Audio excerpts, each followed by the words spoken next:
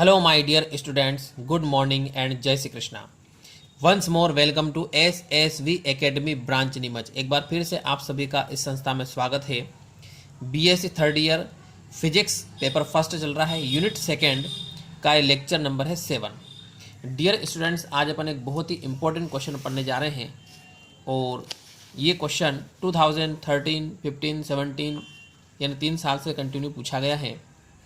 और एक्चुअली मैं आपको बता देता हूँ, ये क्वेश्चन थोड़ा डिफ़िकल्ट भी है, इसको थोड़ा इजी बनाया गया है। इसमें थोड़े बहुत आपको याद रखने पड़ेंगे पॉइंट्स, जो मैं आपको आगे बताता जाऊँगा।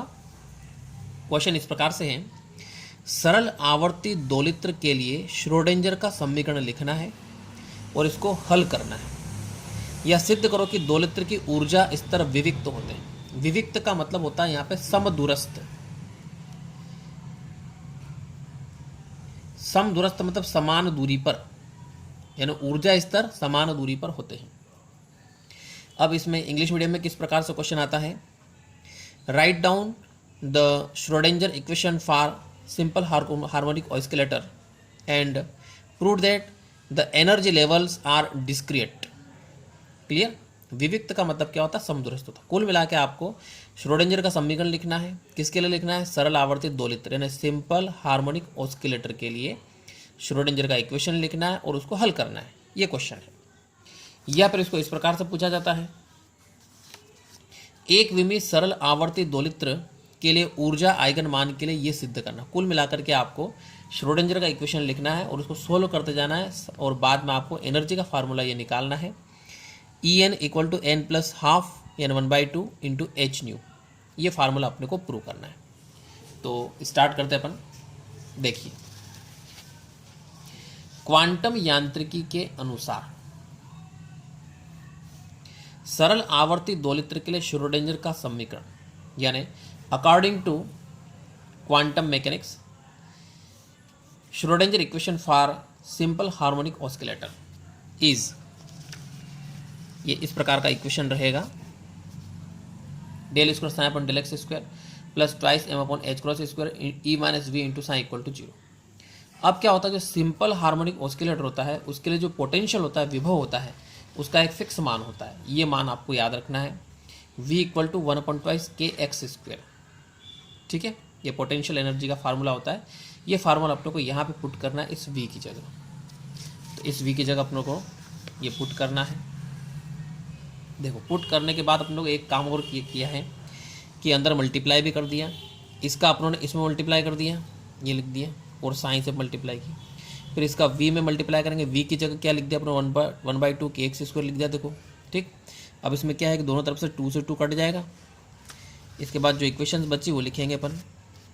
ये इक्वेशंस बच रही है। इसमें क्या किया, देखो सुनो, ई वाले टर्म्स को उधर ले जाना है, इस टर्म को यहीं पर रखना है, इस टर्म को उधर ले जाएंगे तो माइनस का हो जाएगा। Is that clear. अब यहाँ से अपन क्या करते हैं, इनको अलग अलग सिम्बॉल्स करके मान लेते हैं। जैसे इसमें एम के अपॉन एच क्रॉस स्क्वायर, इसको एल्फा स्क्वायर मान लिया। इधर 2m upon h cross square, इसको एप्सिलॉन मान लिया। ठीक है, ये एप्सिलॉन बोलते हैं इसको, एप्सिलॉन अपनों ने मान लिया है।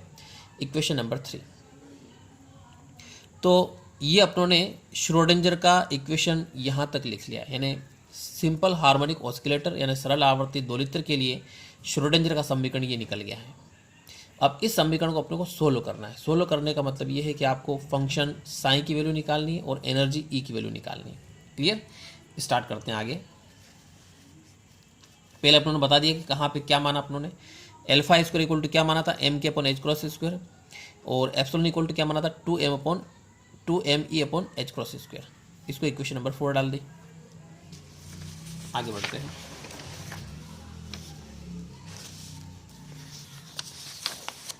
देखिए, अब ये जो उपरोक्त समीकरण है ना, एबो इक्वेशंस जो हैं, इसके दो अलग अलग हल संभव है।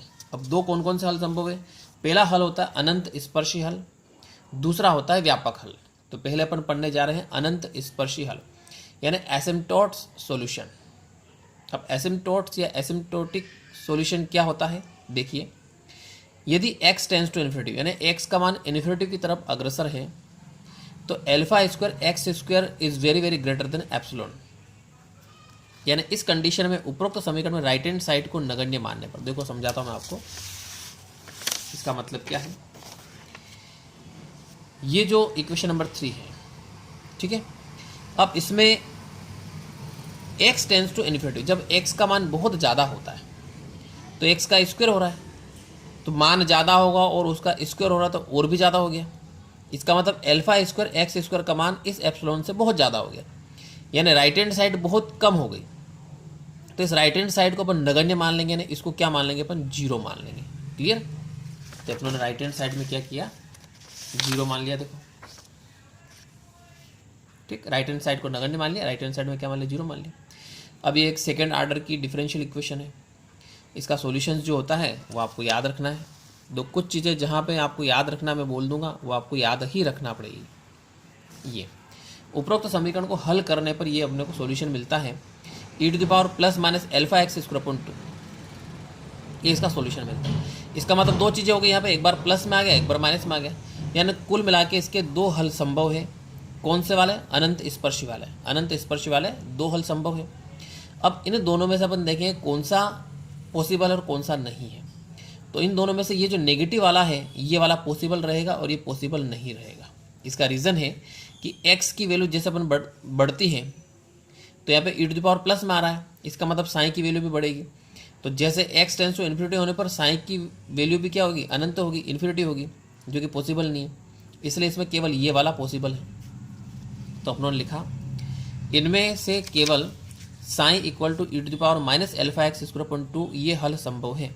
तो ये तो हो गया आपके अनंत स्पर्शी हल। ये बहुत ही ईजी था, छोटा सा था, कंप्लीट हो गया है। अब दूसरा अपन निकालते हैं व्यापक हल। व्यापक हल को बोलते हैं जनरल सॉल्यूशन। अब जनरल सॉल्यूशन ये थोड़ा सा बड़ा जाएगा, ध्यान से समझना आपको। उपरोक्त समीकरण 3 का व्यापक हल निम्नानुसार लिखा जा सकता है। ठीक है, समीकरण 3 कौन सी, एक बार फिर मैं आपको बता देता हूँ। ये वाले समीकरण जो श्रोडिंगर की समीकरण से इस श्रोडिंगर समीकरण को हल किया अपनों ने, यहाँ पे इक्वेशन आ रही, इक्वेशन नंबर 3। ठीक है, तो इसका जनरल सॉल्यूशन लिख रहे हो। इसका व्यापक हल जो है वो ये होता है sign equal to fx e⁻−α(x²/2). देखो इसमें क्या फ़र्क है, अनंत स्पर्शी हल में ये वाला आ रहा है माइनस वाला, व्यापक हल में इसके साथ अपन एक फंक्शन और ले लिया, f और ले लिया इसके साथ, ये व्यापक हल हो गया। ठीक, याद रह जाएगा। यहाँ पे अपने को fx और लिखना है बस, तो इस तरीके से अपने व्यापक हल हो गया। इसके बाद देखो अब ये जो साइन का मान है, वापस जो अभी मैंने बताया था आपको इक्वेशन नंबर 3 उसी में रखना है। एक बार फिर बताता हूँ, देखो ये वाली इक्वेशन, इसमें साइन की वैल्यू 3 जगह रखेंगे, यहाँ पे, यहाँ पे, यहाँ पे, और वैल्यूज यहाँ पे रखेंगे तो 2 बार डिफरेंशियल करना पड़ेगा। ठीक है, यहाँ पे रखेंगे तो डिफरेंशियल नहीं करना है, डायरेक्ट इससे मल्टीप्लाई करना है, और यहाँ पे भी डिफरेंशियल नहीं करना है। तो यहाँ पे अपन वैल्यूज रख करके सोल्व करते हैं, तो जो इक्वेशन आती है वो आपको डायरेक्टली याद रखना है। क्लियर? तो यह मान साइन x का मान समीकरण 3 में रख करके हल करते हैं तो हमें निम्न समीकरण प्राप्त होती है। ये समीकरण आपको डायरेक्टली याद रखना है। del²f/del x² minus twice α(x del(x) plus epsilon minus alpha into f equal to 0। देखो f के बेस में x लिखा है, तो यहाँ पर केवल एक बार शो किया अपनों ने x बेस में। अब आगे अपन बेस में x वगैरह कुछ भी नहीं लिखेंगे, केवल f लिखेंगे। ठीक, अब इसके बाद अपन क्या करते हैं कि अल्फा से पूरी इक्वेशन में डिवाइड करते हैं, पूरी इक्वेशन में। तो इसमें अल्फा से डिवाइड करेंगे तो 1/अल्फा आ जाएगा, इसमें अल्फा हट जाएगा, इसमें एप्सिलॉन के अपॉन में अल्फा आ जाएगा, अल्फा के अपॉन में अल्फा आएगा, तो यहाँ पे क्या आ जाएगा, 1 आ जाएगा। क्लियर? ये देखो इस टाइप से इक्वेशन आ जाएगी, 1/अल्फा ऐसा ऐसा आ गया, -2x, और यहाँ पे epsilon upon alpha -1 into f equal to 0। ये इक्वेशन नंबर 8। अब इसके बाद अपन एक प्रतिस्थापन इसमें रखते हैं। देखिए प्रतिस्थापन क्या रखते हैं, ये प्रतिस्थापन लिया अपनों ने y इक्वल टू √α(x) तथा fx इक्वल टू hy। इसका अर्थ समझना, y की जगह क्या माना अपनों ने, √α(x) माना, तो ये फंक्शन आपके f फलन की बजाय h फलन में कन्वर्ट हो जाता है। अब यहाँ पे h क्या होता है, h एक हर्माइट श्रेणी होती है, हर्माइट सीरीज होती है। तो इसका जो f फंक्शन है वो हर्माइट सीरीज में कन्वर्ट हो जाएगा। कब? जब अपन y इक्वल टू कितना रखें, रूट अल्फा एक्स इसमें रखते हैं। तो देखिए क्या होगा, जैसे अपन रखते हैं तो यहां से इस इक्वेशन में ये जो टर्म है पूरा फर्स्ट टर्म, ये फर्स्ट टर्म h में कन्वर्ट हो गया, f की जगह h आ जाएगा, 1 अपॉन अल्फा हट जाएगा। फिर second term x del f upon del x, इसकी जगह आ जाएगा y del h upon del y. मतलब पूरा जो इक्वेशन नंबर 8 है ये आपके कन्वर्ट हो जाएगी h में, और x आ रहा है, x की जगह y आ जाएगा। देखो ये वाली इक्वेशन आ गई यहाँ से, इस फर्स्ट टर्म की जगह ये आ गया del square h y upon del y square. फिर ये देखो इस प्रकार से इसकी जगह इक्वेशन आ गई del square h upon del y square, फिर माइनस ट्वाइस वाई, इसकी जगह ये वैल्यूज रख दे। कुल मिला के ये दोनों वैल्यूज अपनों को इक्वेशन 8 में रखना है, ये दोनों वैल्यू इक्वेशन 8 में रखना है, ये इक्वेशन 8 में अपनों ने रखते हैं। क्लियर? अब उपरोक्त ये जो समीकरण है इसको हल करने पर एक हर्माइट श्रेणी अपने को प्राप्त होती है।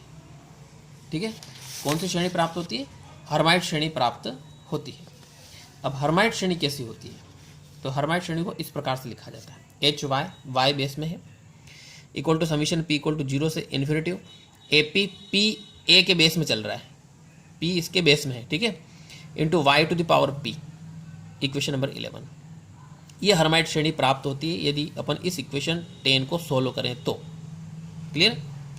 अब क्या होगा कि यहाँ से दो बार आपका इसका डिफरेंशियल करना पड़ेगा, एक बार जो करेंगे वो यहाँ पे आ जाएगा, दूसरी बार करेंगे डिफरेंशियल वो यहाँ पे आ जाएगा। क्लियर?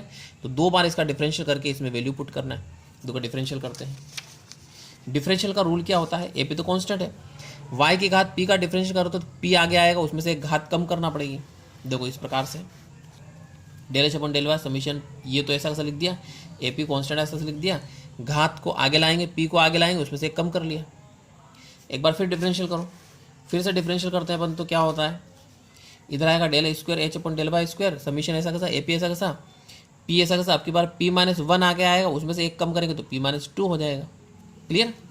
तो ये तीन मान इक्वेशन नंबर 11, 12 और 13, इन तीनों में जो तीनों मान आ रहे हैं ये समीकरण क्रमांक अपने को 10 में रखना है। क्लियर? इस 10 वाली समीकरण में अपने मान रखना है, यहाँ पे एच का, यहाँ पे ये वाला मान रखना है, यहाँ पे ये वाला मान रखना है। तीनों वैल्यूज पुट करते हैं। देखो तीनों वैल्यूज पुट कर लिए अपनों ने, summation p minus 1 a p y to the power p minus 2, और इसके बाद यहाँ पे अपनों ने एक काम किया, क्या काम किया, ये जो दो टर्म्स हैं इन दोनों की जगह अपन जो वैल्यूज पुट करेंगे उसमें से कॉमन निकाल लिया। अब क्या क्या कॉमन आएगा, देखो इन दोनों टर्म में इक्वेशन नंबर 11 और 12 में देखो क्या कॉमन आ रहा है, समीशन कॉमन आ रहा, एपी कॉमन आ रहा। क्लियर? तो यहाँ पे अपनों ने, और साथ में y to the power p भी कॉमन निकाल लें, इन दोनों में से y to the power p common निकाल लेंगे तो यहाँ पे y की घात p माइनस 1 है तो ये अपोन में y बच जाएगा। क्लियर? यानी एक y और बच जाएगा। ये देखो अपने वैल्यूज कॉमन निकाल ली, minus summation 2p epsilon upon alpha minus 1 a p into y to the power p equal to 0, इस टाइप से आ जाएगा। इज दैट क्लियर यहाँ तक? अब क्या है, उपरोक्त समीकरण में y की घात p के गुणांक समान होने चाहिए। अब ऐसा क्यों लिखा गया?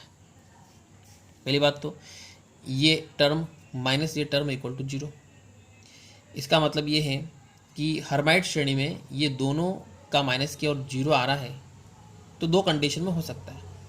पहली कंडीशन तो क्या है कि दोनों इक्वल हो, सपोज ये 5 है ये भी 5 है तो 5 माइनस 5 इक्वल टू 0। दूसरी कंडीशन ये हो सकती है कि y to the power p के गुणांक दोनों समान हो, या दोनों के गुणांक क्या हो, समान हो। तो y की पावर p इसमें है, इसमें y की पावर p माइनस 2 है, तो दोनों में y की पावर p सेम लेते हैं। तो उपरोक्त दोनों पदों में y की पावर p के गुणांक समान होने चाहिए। तो y की पावर p का गुणांक तो इसमें ये आ रहा है। क्लियर? अब इसमें y की पावर p का गुणांक नहीं है, y की पावर p माइनस 2 का गुणांक है, अपने को p का चाहिए। तो क्या करना पड़ेगा, p माइनस 2 में से 2 को हटाना पड़ेगा। अब कैसे हटेगा ये, p की जगह आपको p प्लस 2 लिखना पड़ेगा। तो देखो p की जगह आप p प्लस 2 लिखोगे तो प्लस 2 और माइनस 2 कैंसिल हो जाएगा, p आ जाएगा, तो P की जगह आपको क्या करना पड़ेगा, इसमें P+2 करना पड़ेगा। तो देखो यहाँ पे भी किया P+2, यहाँ पे करोगे आप P+2 -1 तो P+1 हो जाएगा। देखो ये किया आप लोगों ने P+2 P+1 AP+2 और गुणांक ले रहे हैं इसलिए y को छोड़ दो। इधर इधर ये AP लिख दिया पहले, इसके बाद बाकी पूरा ऐसा कैसा लिख दिया। ठीक, अब यहाँ से अपन क्या करते हैं, AP+2 निकालते हैं। इस पूरे को इसके बटे में ले लो। इस टाइप से इक्वेशन नंबर कितनी आ जाएगी, 15 आ जाएगी। इसके बाद अब थोड़ा सा और है, देखो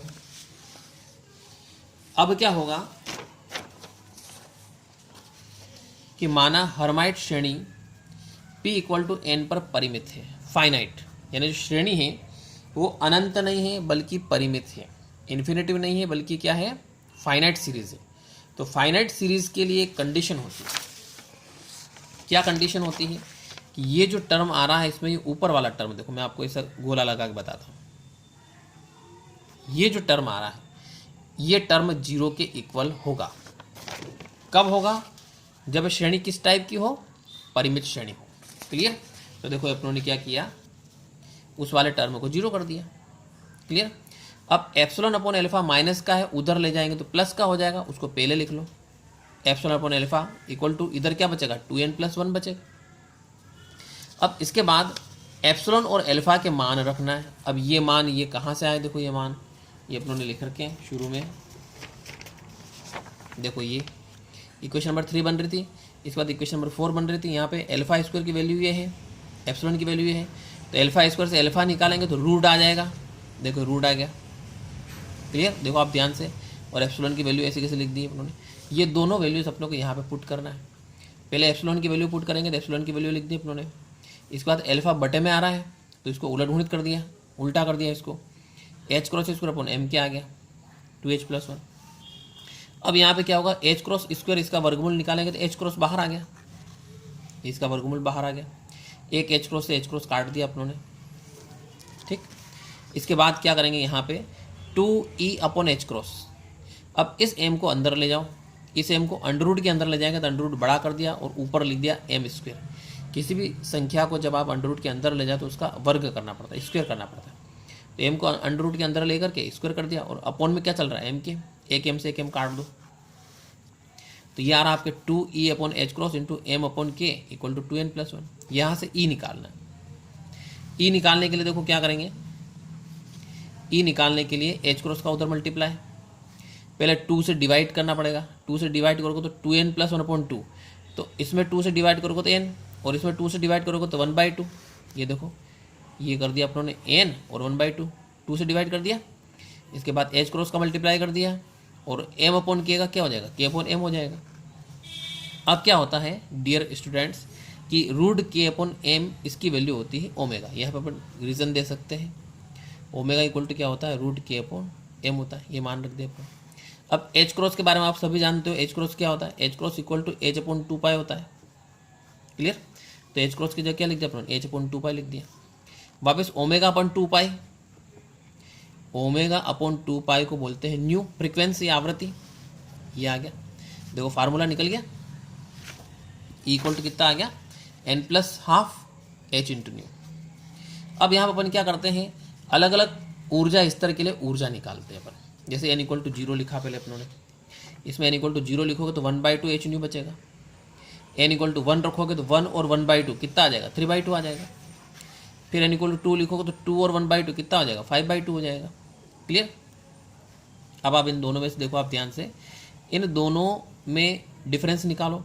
तो 3/2 में से 1/2 माइनस करो, क्या आएगा, 1 आएगा। 5/2 में से 3/2 माइनस करो, क्या आएगा, 1 आएगा। सभी में बराबर बराबर डिफरेंस आ रहा है। इसका मतलब आपके ऊर्जा स्तर जो है ये बराबर बराबर दूरी पर रहेंगे। जितनी डिस्टेंस ये है उतनी डिस्टेंस ये रहेगी, उतनी ही डिस्टेंस ये रहेगी, मतलब बराबर बराबर डिस्टेंस रहेगी। ठीक है। तो अपन इस ऊर्जा स्तर के आधार पर लिख सकते हैं कि ऊर्जा स्तर कैसे होंगे, विविक्त होंगे। ठीक। कि अतः सरल आवर्ती दोलित्र के लिए ऊर्जा स्तर विविक्त होंगे। इंग्लिश में इसको बोलते हैं, so it is clear that the energy levels for simple harmonic oscillator are discrete. Discrete का मतलब होता है विविक्त, यानी समदूरस्थ होंगे। ठीक है। विविक्त शब्द के लिए क्या लिख सकते हैं अपन, सम दूरस्थ, इसका मतलब समान दूरी पर होंगे। क्लियर। अच्छा एक बात और मैं आपको बता दूं, ये जो आ रहा है E0 इसको बोलते हैं शून्य बिंदु ऊर्जा, शून्य बिंदु ऊर्जा। तो लास्ट में अपन लिख लेंगे कि E0 equal to 1/2 h new को शून्य बिंदु ऊर्जा कहते हैं। It is clear that. तो डियर स्टूडेंट्स ये क्वेश्चन थोड़ा डिफिकल्ट था, इसमें बहुत सारी जगह आपको टर्म्स याद रखने पड़ेंगे, ठीक है, और बहुत इंपॉर्टेंट है। तो एक ही क्वेश्चन है ऐसा जो बहुत लेंथी है, तो आपको करना पड़ेगा। ये वीडियोस आपको कैसी लगी कमेंट जरूर करिए एंड थैंक्स।